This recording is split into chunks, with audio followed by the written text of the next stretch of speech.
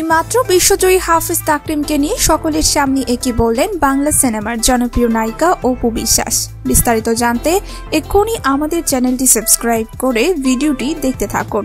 সুপ্রিয় দর্শক, কিছুদিন পূর্বে দুবাই আন্তর্জাতিক হিফজুল কোরআন প্রতিযোগিতায় প্রায় ৬৫টি দেশকে পেছনে ফেলে প্রথম স্থান অর্জন করেছেন বাংলাদেশের গর্ব সালেহ আহমেদ তাকরিম।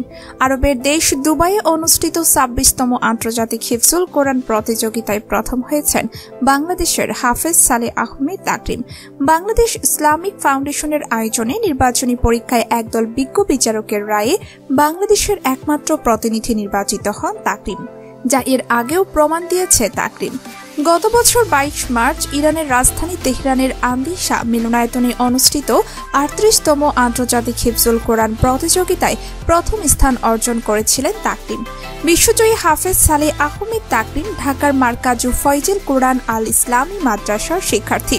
তার বাড়ি টাঙ্গাইলের নাগরপুর থানার ভাদ্রা গ্রামে।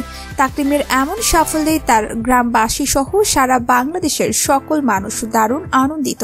সকল স্তরের মানুষ তাকরিমকে শুভেচ্ছা জানিয়েছেন বা জানি বাংলা সিনেমার নায়িকা অপু বিশ্বাসও। অপু বিশ্বাস মিডিয়ার সাথে কথা বলতে গিয়ে বলেন, সবসময় নিজের কাজ নিয়ে ব্যস্ত থাকায় সোশ্যাল মিডিয়ায় খুব বেশি অ্যাক্টিভ থাকা হয় না, তবে খবর রাখি সবকিছুর। মাঝে মাঝে অল্প সময়ের জন্য হলেও সোশ্যাল মিডিয়াতে অ্যাক্টিভ হয়। সেদিন একটি খবর দেখে আমি অবাক হয়েছি। আমাদের বাংলাদেশের মুখ উজ্জ্বল করে দুবাই আন্তর্জাতিক হিফজুল কোরআন প্রতিযোগিতায় ৬৫টি দেশকে পেছনে ফেলে প্রথম স্থান অর্জন করেছে বাংলাদেশের ছোট্ট একজন হাফেজ, তার নাম সালেহ আহমেদ তাকরিম। আমি তাকরিমকে মন থেকে শুভেচ্ছা জানাই।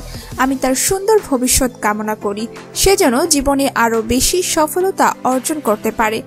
অপু আরও বলেন, আমি মিডিয়ার মাধ্যমে তাকরিমকে জানাতে চাই তার মতো আমার একটি ছেলে রয়েছে। তার বাবাও চাই জয় যেন হাফেজ হয়, তবে আমাদের মিডিয়া ভিত্তিক কাজের কারণে তা আর হয়ে উঠছে না। তাকরিমের যদি কোনো প্রয়োজন হয় আমি তাকে সাহায্য করব, আমি তার পাশে থাকতে চাই। দয়া করে আমাকে এই সুযোগ করে দেবেন। আমি দেশ ও দেশের মানুষের পাশে সর্বদা থাকতে চাই। আমি কোন ধর্মের এই নিয়ে প্লিজ কেউ আলোচনা করবেন না। আমি মানুষ, এটাই জেনে রাখুন। আর আমি মানুষ হয়ে মানুষের পাশেই থাকতে চাই। তো প্রিয় দর্শক, অপু বিশ্বাসের এমন কথাগুলো আপনাদের কেমন লাগলো জানিয়ে দিন কমেন্ট করে। ভিডিওটি ভালো লাগলে লাইক ও শেয়ার করুন।